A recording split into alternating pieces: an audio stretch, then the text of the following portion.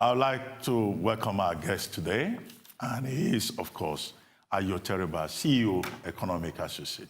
Teriba, good to have you on the program. Good to have you. We'll start with the subject of poverty. Nigeria has overtaken India as a country with the largest number of people living in extreme poverty. A new report by the World Poverty Clock says, according to the report, extreme poverty in Nigeria is growing by 6 people every minute, the highest number in the world. India, on the other hand, is witnessing a decline in its level of extreme poverty. At the end of May 2018, the survey showed that Nigeria had an estimated 87 million people in extreme poverty, compared to India's 73 million. With the report, the United Nations Sustainable Development Goal to end extreme poverty by 2030 may be unattainable, even as Africa faces major population increase. According to the United Nations, by 2050, around 2.2 billion people could be added to the global population, and more than half of that growth will come from Africa. It also predicts that Nigeria will become the world's 3rd largest country by then. Teriba, you are an economist. This is scary, isn't it? That Nigeria now is more or less, rated worse on the poverty index. What do you think? Right. 87 million people in extreme poverty in the country, with about 200 million population, is nearly 45% of the population. However, you have a situation in which temporary economic problems for the country is beginning to create permanent consequences. For example, the reason Nigeria has overtaken India is largely because of the recent recession, the recent devaluation, in which the currency, national currency lost, about half of its value, if not more than half, and the recent inflation. Well, I thought the official position is that, recession, we've gone past recession, and that inflation has come down. That's the issue of we having allowed temporary problems to create permanent consequences in the lives of the populace. Those who had been affected by the 50% devaluation have been made poorer. Although the currency did go as far as 500 to the dollar and is coming back to 360 and may even get better, but they've been, made poorer. Those who are hit by the recession have been made poorer, although the country itself is out of the recession now. And those who were hit by that inflation of nearly 20% are made poorer, although we are going back, to single-digit inflation. Well, for the benefit of people who may not understand these technical phrases, yes, what does extreme poverty, what does it mean? Because the ordinary man would like to understand what exactly this phrase means. You could be talking of poverty in relative terms, in which you are saying, compared to other income groups, you have the poor. But extreme poverty is one in which, in absolute terms, ability to afford, minimum daily subsistence is challenged. And that's the case, of extreme poverty. And if 45% of the Nigerian population is at that level, isn't that a national crisis? Well, the main national crisis was the failure to avert devaluation, the failure to avert the recession, the failure to avert the inflation. Prevention, as they say, would have been better than cure. We were not the only oil producer, but other oil producers didn't experience the kind of devaluation that we experienced for the recession, because they had macro buffers, like Saudi Arabia. No devaluation, no inflation. So the message, is that these problems should be avoided. It was a case of macro risk failure, management failure. That the fact that oil price fell did not mean that the populace should be pushed deeper into poverty. That we could have prevented such deterioration of the poverty records if we had buffers, Now it's not too late to try and get the buffers to continue. What do you mean by these buffers? Right. I mean, are they things that can be provided almost immediately? Okay. Buffers for Saudi Arabia, for example, was that when the oil price fell, they had more than half a trillion US dollars in reserves. We had only 40. And, that's the reason for the devaluation and the recession. Saudi drew down more than 100 billion of those reserves to ensure that lower oil prices didn't mean increased poverty for Saudi Arabians. Now they're in the market trying to privatize about 16 sectors that used to be previously government-owned, looking for 200 billion to replenish the reserves that they had drawn down. But the Nigerian government has also had to borrow money, and and there have been reports that the reserves have gone up in the last 1 year. They are looking for 200 billion US dollars. Note the amount. We are borrowing 1.5 billion, 3 billion, 2.5 billion, doing swap of 2.5 billion. In total, we've borrowed in 3 years 9 billion. We are a country of 200 million people. Saudi is looking for, not for borrowing, for equity, money that will be theirs. They won't have to pay it back, of 200 billion. There are only 40 million people. They're only 150, they're only 1/5 of the Nigerian population. So you could see, you could protect your populace from poverty. But if the required strategy is as clear as you have put it, how come this is not clear to those who are managing the Nigerian economy at the moment? You'll have to ask them. Well, but I know you are close to them, and sometimes you consult for some of the strategic The major sectors. problem is that lower oil price led to a decline in our export revenues to less than 50% of what it was. From about 100 billion a year on average, we've started getting 40 billion, struggling to get 50 billion. So you have a shortfall of 50 billion US dollars. You are looking for 3 billion, you are looking for 300 million in diaspora funds, 10 billion. If you do not make a commensurate response, the shortfall you have is 50 billion wide. You also need to do something as aggressive as Saudi is doing to ensure that Nigerians are not further pushed into poverty. It's very simple. Where is population growth part of the problem? Because in spite of all of this, Nigerian population keeps growing. For future purposes, how much of a problem is population growth? India, we're comparing Nigeria and India. Nigeria is about 1/6 of the Indian economy. So if it was about the size of the population, then Nigeria would not have overtaken India. It's about you taking enough measures to protect your economy from global threats and taking enough measures to seize opportunities presented, by the global economic situation. Yeah, but there are some Nigerians who say, look, this is not just about those macroeconomic figures.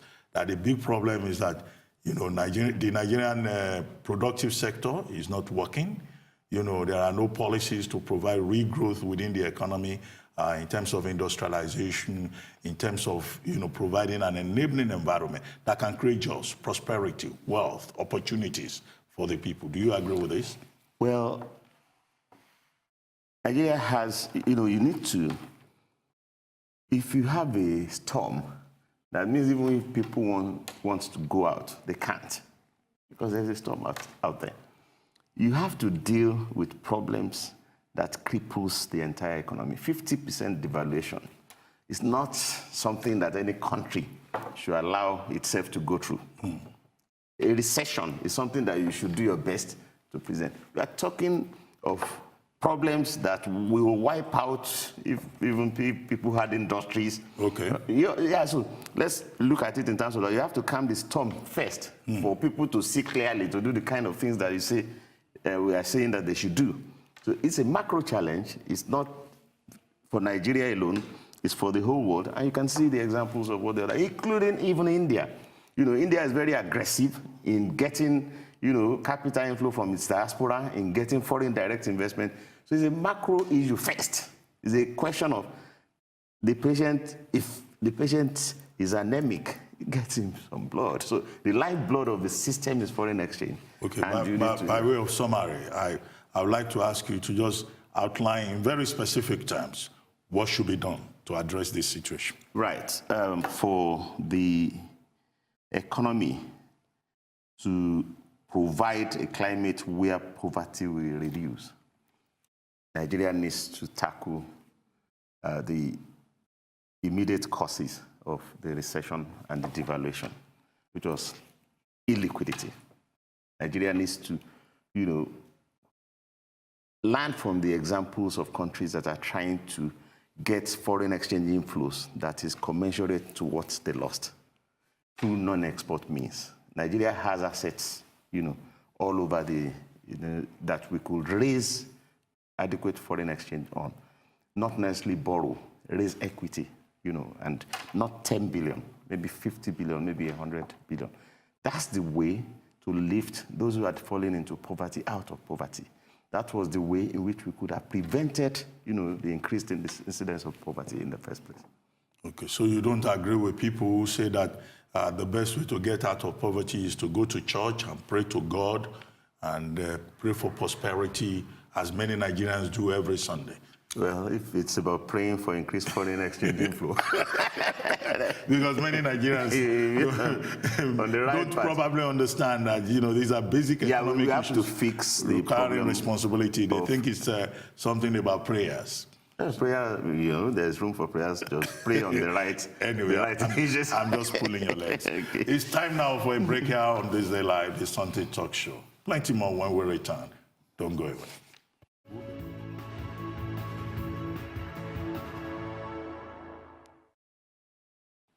Welcome back to This Day Live, the Sunday Talk Show here on the Arise News channel.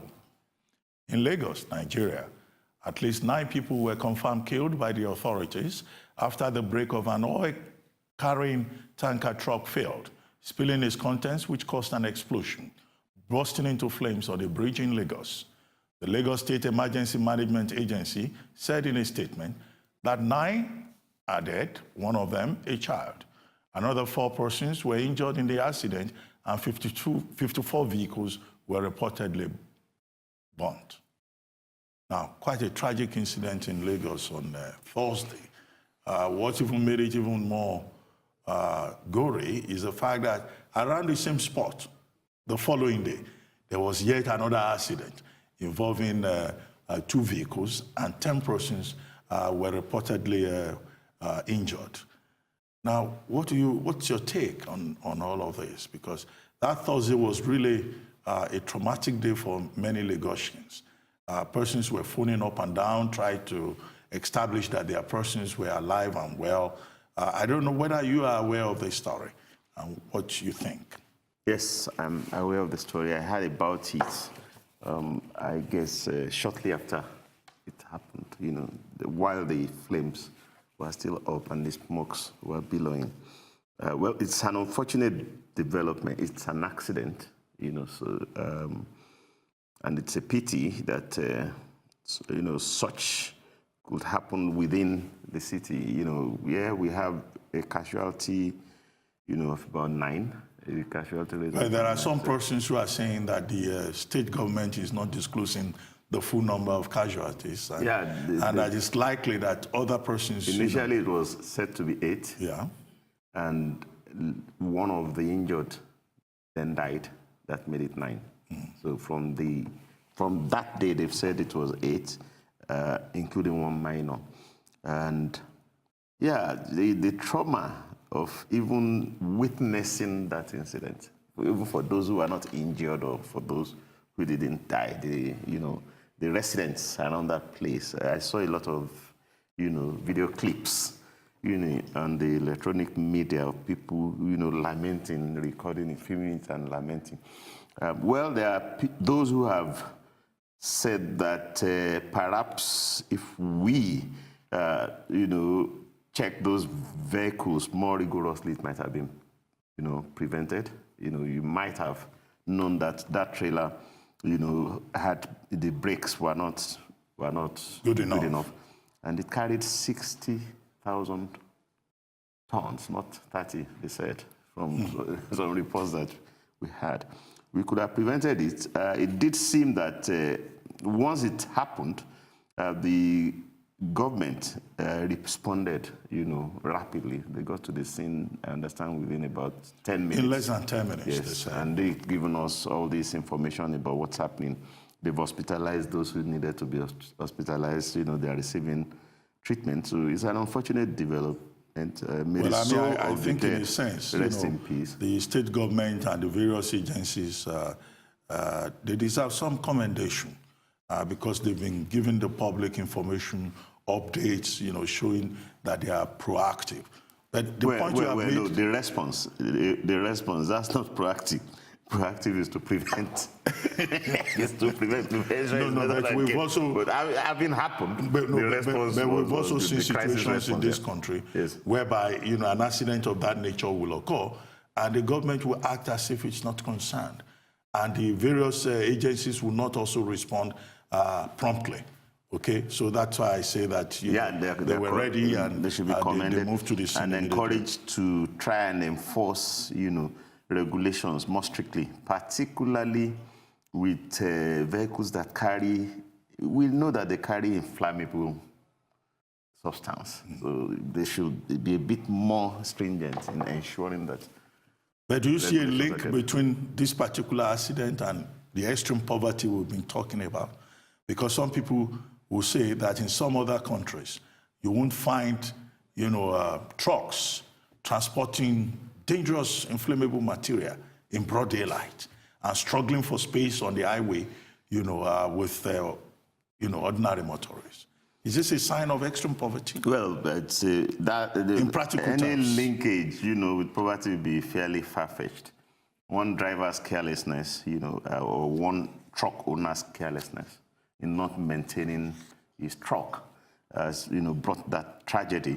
Even if Nigeria were richer than, on average, than we are now, if somebody is going to be careless and cause... No, let me rephrase the question. Aren't there better ways of transporting fuel instead of just putting them in trucks and doing so in broad daylight? Well, the best way of transporting fuel would be, that's by rail. You could, take 100, tankers at night, for that matter, if you don't want to talk about pipelines. So it's not ideal that trucks, fuel-laden trucks should be, struggling with commuters, on the road. So yes, I don't think that's about poverty. I think that's more about we doing what is right, the government filling infrastructure gaps, which you could do now has nothing to do with the fact that the recent economic hardships had made the people poorer. So I don't see a link between it and poverty. You can always fix that if you wanted to.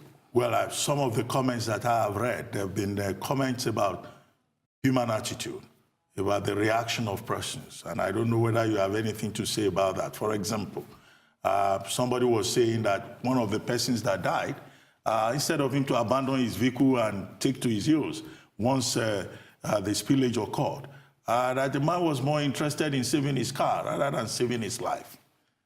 Whereas some other people who reacted immediately and ran away from the scene and abandoned their vehicles, they may have lost their vehicles, but they are alive to tell the story. What do you say in terms of people's attitude when they are facing clear and present danger? Oh, well, the account I had was that most of the people who died, most of the 8, that died on the spot, were passers-by, not even motorists. Not motorists. That most of the motorists had enough time to abandon their cars and flee. They saw some in the gutter. They even said there was a policeman who couldn't escape the rush of the fuel that came to them. So I'm hearing this account of the person that was trying to save the car, not his own life or her life, for the first time. But anyway, I mean, it's not the time to apportion blame or judge anybody. Some people also get confused, in the face of crisis. That's correct. Yes, some people panic. Such situations are best prevented. It's unfortunate that it happened. We hope that we as a country can get our acts together and government will prevent such occurrences. I think that is the point, that, preventive measures should be taken and public enlightenment should be embarked upon where possible. And maybe something should also be done. Safety regulations. Yes, and maybe something should be done about these trucks that transport potentially dangerous materials that could cause, accidents that will lead to avoidable death. We'll take another short break here on this Live, this Sunday Talk Show. Stay tuned.